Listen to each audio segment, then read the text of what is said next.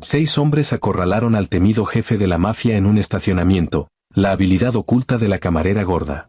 Sangre en el concreto, un Rolex destrozado, y el rey indiscutible del bajo mundo de Chicago boqueando en busca de aire. 6 sicarios armados tenían a Dominique Santoro perfectamente atrapado. Pero no contaron con la mesera del turno de noche que pesaba 145 kilos, que salió de la sombra sosteniendo una barra de acero y un pasado profundamente violento. Harriet Lawson era gorda. No había manera educada de rodear el tema, y la propia Harriet hacía mucho había dejado de intentar ocultarlo bajo cardigans sobredimensionados o rayas verticales favorecedoras. A 1,72 m y 145 kilos, era una montaña de mujer cargando su dolor en gruesas capas alrededor de la cintura, las caderas y los brazos profundamente marcados. Para los clientes nocturnos de Richie's, un restaurante de 24 horas en el borde más oscuro del South Side de Chicago, era simplemente Attie, el mueble que se movía lento, sudaba mucho y mantenía sus tazas de café llenas mientras absorbía sus comentarios groseros con una mirada vacía y cansada. Su uniforme, un vestido de poliéster amarillo pálido que se le pegaba incómodamente a las curvas, estaba permanentemente manchado de grasa de freidora y ketchup seco. Cada paso que daba detrás del mostrador venía acompañado por el fuerte chirrido de sus zapatos ortopédicos y el callado y agonizante protesto de sus rodillas hinchadas. La gente no miraba a Harriet. Miraba directamente a través de ella. En una sociedad que adoraba los bordes afilados y las siluetas delgadas, una mesera de mediana edad con obesidad mórbida era prácticamente invisible. Y durante los últimos 6 años, la invisibilidad era exactamente lo que Harriet había estado implorando. Eran las 2:15 de la mañana de un martes. El restaurante estaba prácticamente muerto, salvo por un par de camioneros agotados y un puñado de universitarios borrachos sobriolándose sobre platos de papas con chili y queso. Luego la campana sobre la puerta tintineó y la temperatura en el cuarto pareció bajar 10 grados. Dominique Santoro entró.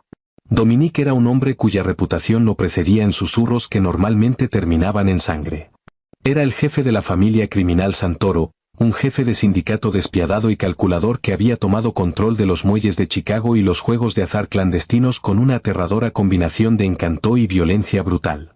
Vestía un traje brioni color carbón que probablemente costaba más de lo que Harriet ganaba en 2 años. Sus ojos oscuros eran fríos, barriendo el restaurante con la paranoia de un hombre que sabía que tenía un blanco en la espalda cada segundo del día. A pesar de su estatus, Dominique era cliente habitual de Richie's. Venía 2 veces a la semana, siempre solo, siempre sentado en la cabina de la esquina de frente a la puerta. Nunca causaba problemas, y siempre dejaba un billete de $100 metido bajo su taza vacía de café. Harriet se acercó bamboleándose hasta su cabina, una cafetera fresca de café negro en su gruesa mano.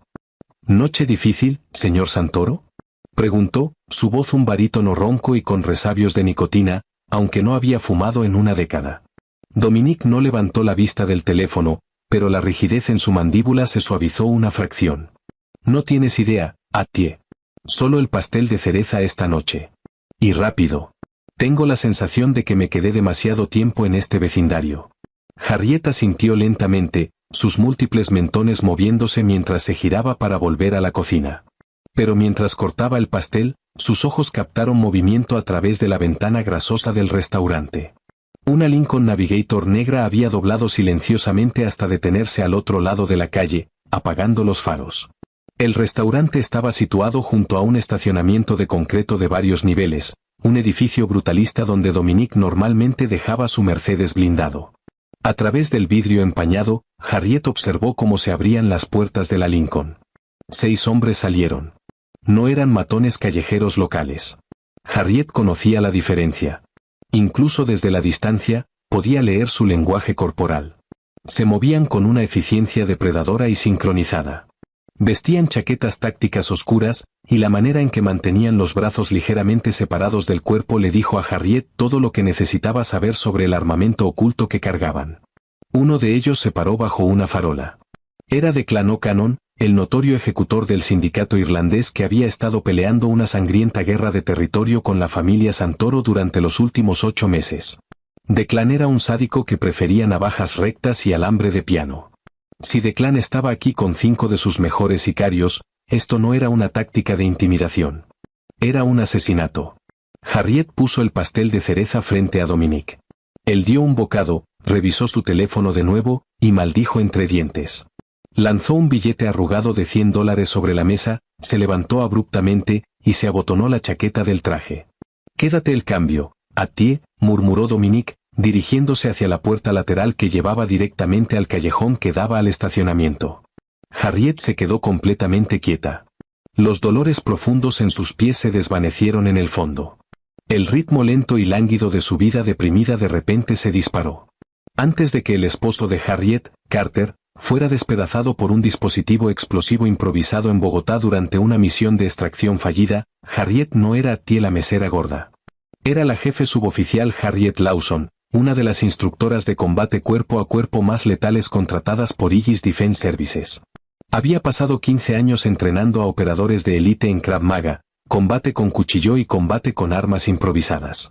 Cuando Carter murió, un pedazo de su alma se destrozó.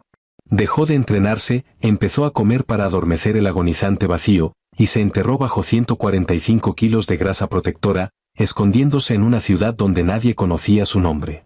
Pero mientras observaba a los 6 hombres deslizarse silenciosamente hacia la oscuridad del estacionamiento, justo detrás de Dominique Santoro, una vieja y dormida chispa se encendió en su pecho. La memoria muscular enterrada bajo años de grasa y apatía comenzó a despertar.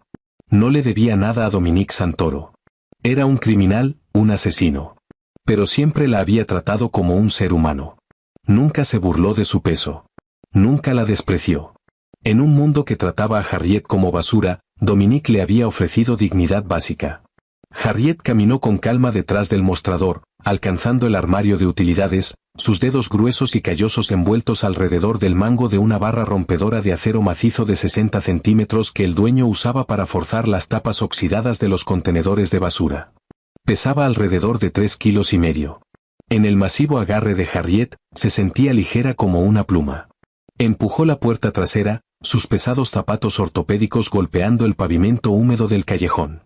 Iba a entrar al estacionamiento. El nivel C del estacionamiento municipal olía intensamente a orina rancia, polvo húmedo y gases de escape viejos.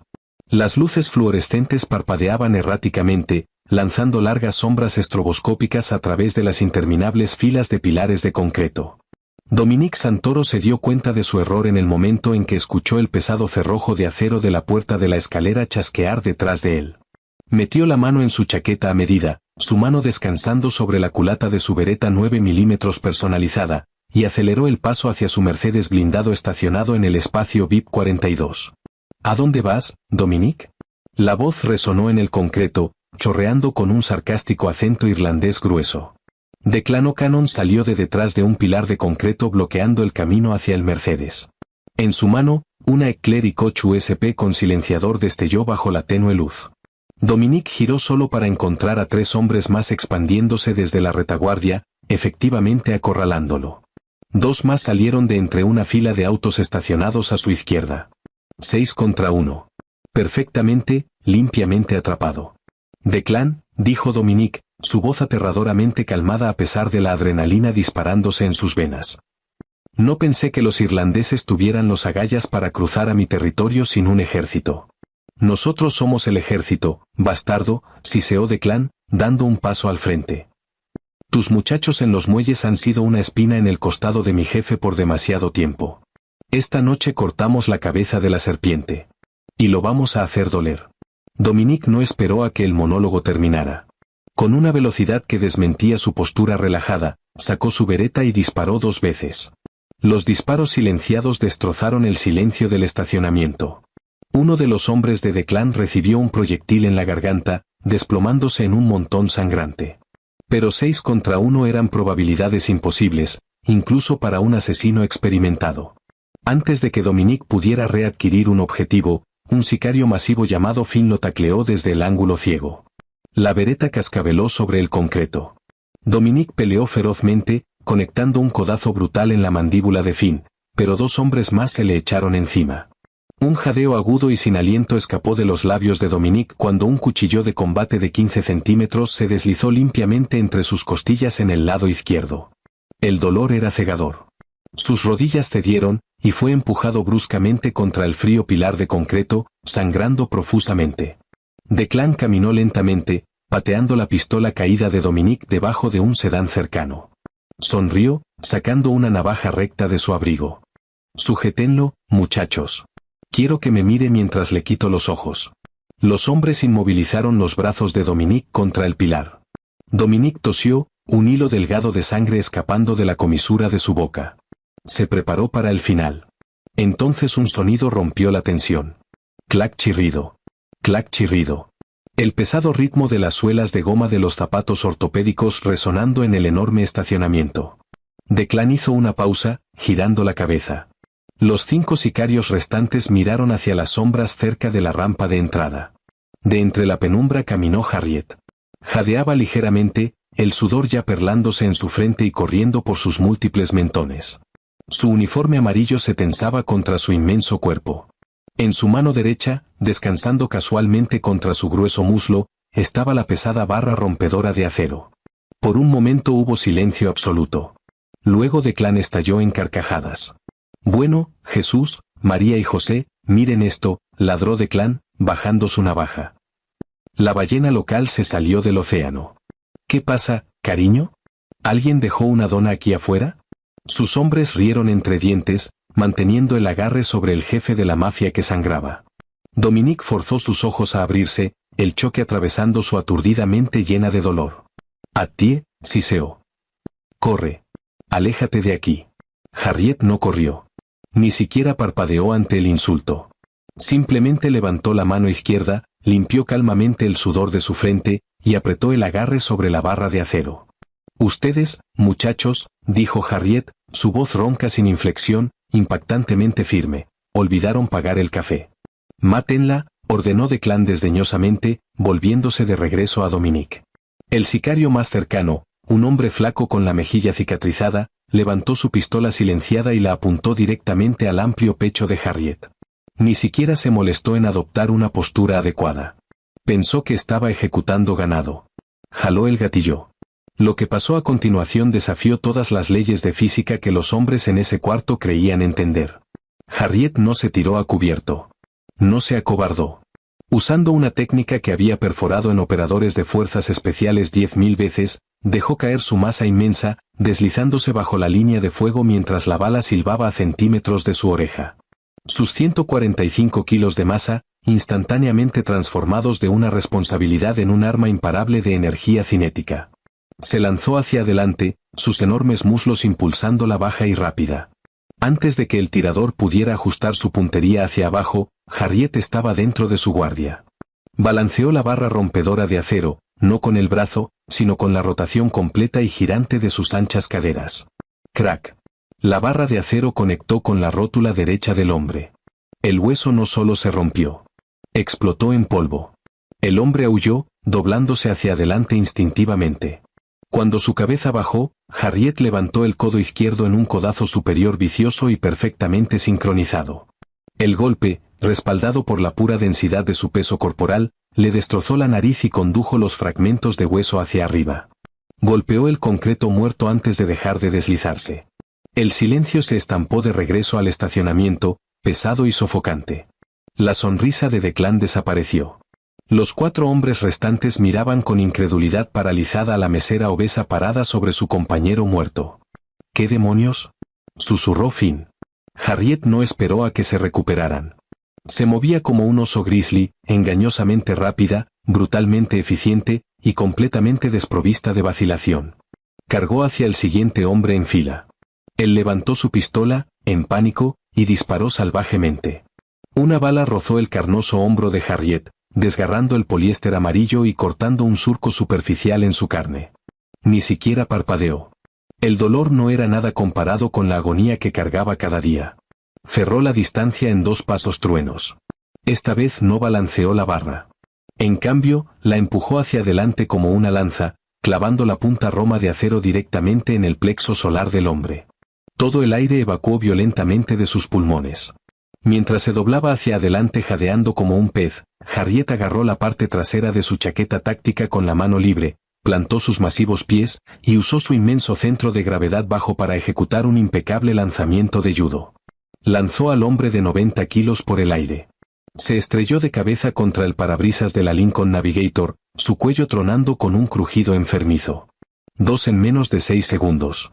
Dominique Santoro, desangrándose contra el pilar, observaba con ojos muy abiertos e incrédulos.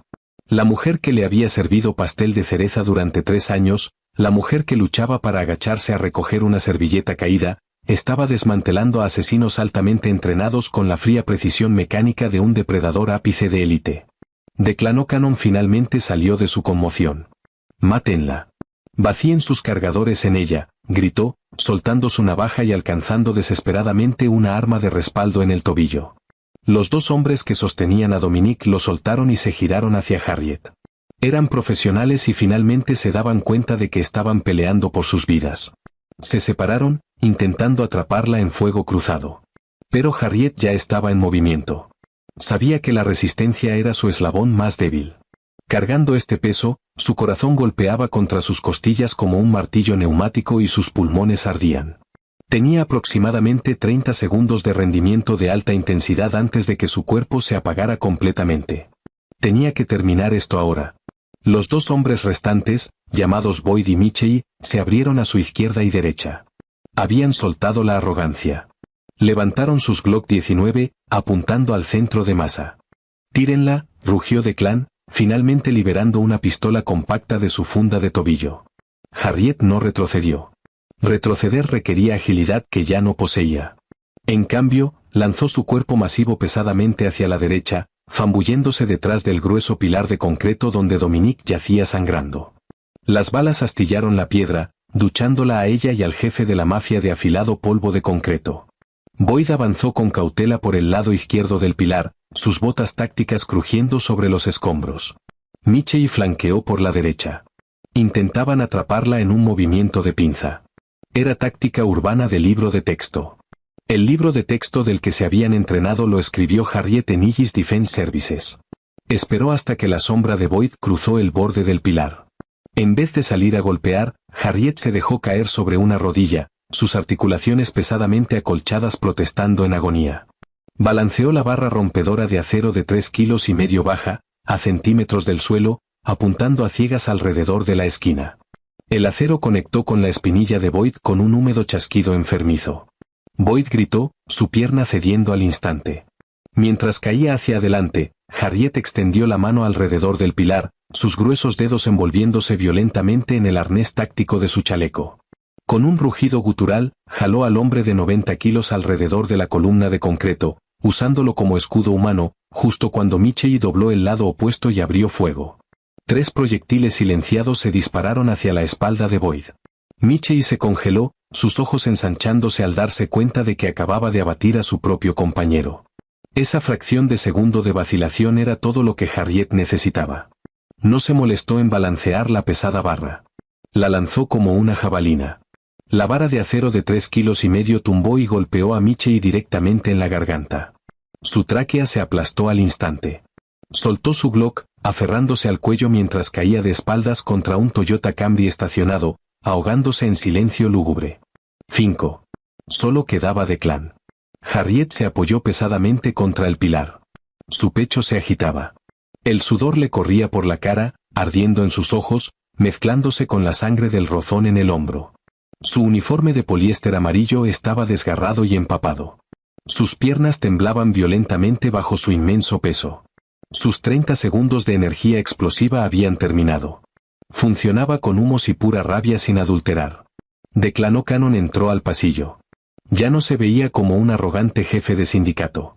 Se veía como un hombre que acababa de ver a un fantasma masacrar a sus mejores hombres. Levantó la pistola del tobillo, apuntándola al ancho y agitado pecho de Harriet. «Estás muerta», escupió Declan, su dedo apretándose en el gatillo. Clic. La pistola se trabó. En su pánico por sacar el arma, el polvo del arnés causó un atasco. Declan maldijo, frenéticamente jalando la corredera. Pero Harriet ya estaba en movimiento. No era la carga veloz de un minuto antes. Era una marcha pesada, tambaleante, imparable. Era un tren de carga desbocado hecho de dolor y carne densa. Declan despejó el atasco justo cuando Harriet lo alcanzó. Disparó a quemarropa. El proyectil del 9 milímetros se hundió en la gruesa parte carnosa de la cadera izquierda de Harriet. El impacto la giró ligeramente, un ardiente destello de agonía rasgando su sistema nervioso, pero tenía 7 centímetros de tejido adiposo denso protegiendo sus órganos vitales. La bala se alojó profundamente en la grasa, sin lograr destrozar el hueso pélvico. Harriet rugió. Un sonido crudo y aterrador de una mujer que ya había perdido todo lo que importaba. Antes de que Declan pudiera disparar de nuevo, Harriet se estrelló contra él. La pura fuerza cinética de 145 kilos colisionando con un objetivo estacionario fue devastadora. Declan fue lanzado hacia atrás, su columna golpeando brutalmente la pared de concreto del estacionamiento. El aliento abandonó sus pulmones en una violenta ráfaga.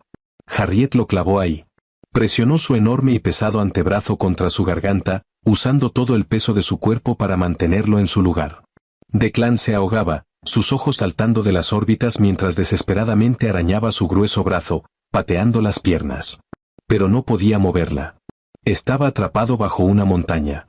«Viniste al restaurante equivocado», susurró Harriet, su voz ronca, dura como un rasguño junto a su oído.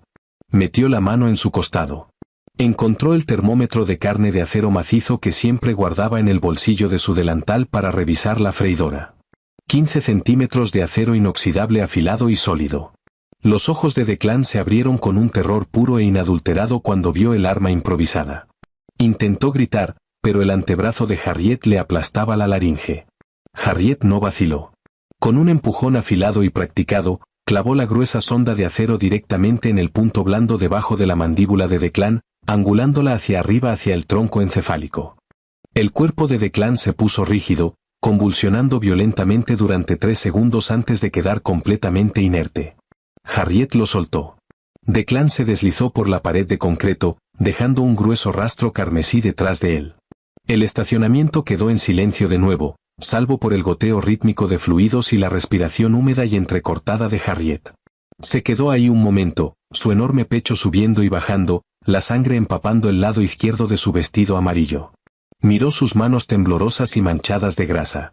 El monstruo dentro de ella, dormido durante 6 años, estaba despierto. Y tenía hambre. Harriet se giró lentamente, arrastrando su pierna izquierda lesionada, y caminó de regreso al pilar de concreto. Dominique Santoro estaba desplomado contra la piedra, su rostro del color de las cenizas viejas. Se presionaba las manos contra la herida de la puñalada en las costillas, la sangre escurriéndose entre sus costosos dedos manicurados. Levantó la vista hacia la mesera mórbidamente obesa, sus ojos vidriosos de conmoción y pérdida de sangre. Miró los cuerpos de 6 sicarios de élite esparcidos por el estacionamiento como juguetes rotos. «Atie», tosió Dominique, una burbuja de sangre formándose en sus labios. «¿Qué eres?» Harriet no respondió de inmediato. Se arrodilló dolorosamente junto a él, sacando una toalla de bar limpia y doblada del bolsillo de su delantal. Apartó sus manos y presionó el grueso trapo con fuerza contra la herida de la puñalada. Dominique silbó de dolor, su cabeza echándose hacia atrás. «Mantenga la presión, señor Santoro», ordenó Harriet, su voz desprovista de su habitual servilismo cansado. «La hoja no tocó el pulmón, pero tiene una arteria intercostal rozada. Tiene unos 10 minutos antes de que la presión arterial caiga demasiado para recuperarse». Dominique la miró fijamente, su mente luchando por procesar la precisión militar y clínica de sus palabras. «Tú solo, acabas de eliminar a la tripulación de O'Cannon con una barra y un termómetro de carne». «Usé lo que había disponible», dijo Harriet sin inflexión. Metió la mano en la chaqueta de Dominique, ignorando su sobresalto, y sacó su smartphone encriptado. «Voy a llamar al Dr. Aris del Northwestern Memorial. Es su médico de trauma privado, ¿verdad? El que tiene en su nómina». Los ojos de Dominique se abrieron. «¿Cómo? ¿Cómo sabes del Dr. Aris?» Harriet marcó el número, poniendo el teléfono en altavoz y reposándolo en el pecho de Dominique. «Porque no terminé en el restaurante de Richie por accidente, Dominique. Y no salvé tu vida esta noche solo porque dejas $100 de propina por el pastel de cereza». Dominique apretó los dientes. El dolor agudizando su enfoque. «¿Quién te mandó? ¿Eres federal? ¿FIA?» «Mi nombre es jefe suboficial Harriet Lawson», dijo ella, su voz volviéndose fría como el hielo. «Mi esposo era Carter Lawson. Hace 6 años, su equipo de extracción en Bogotá fue borrado por un dispositivo detonado a distancia. El gobierno lo llamó un ataque cartel aleatorio. No lo era.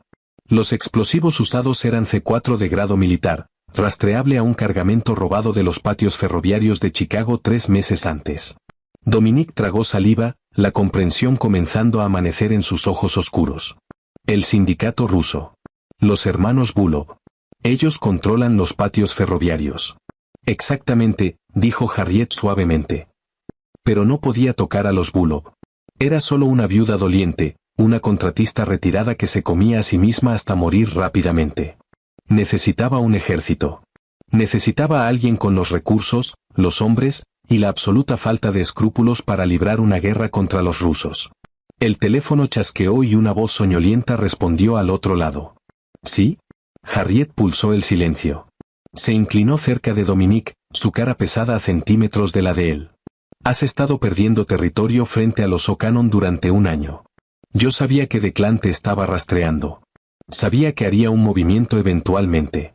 Solo tenía que esperar. Servirte café y estar en el lugar correcto en el momento adecuado.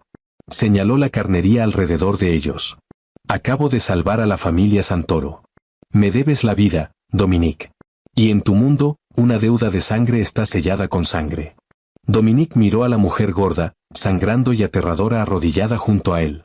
Vio el frío y calculado fuego en sus ojos, los ojos de un depredador que se había disfrazado de presa durante 6 largos años.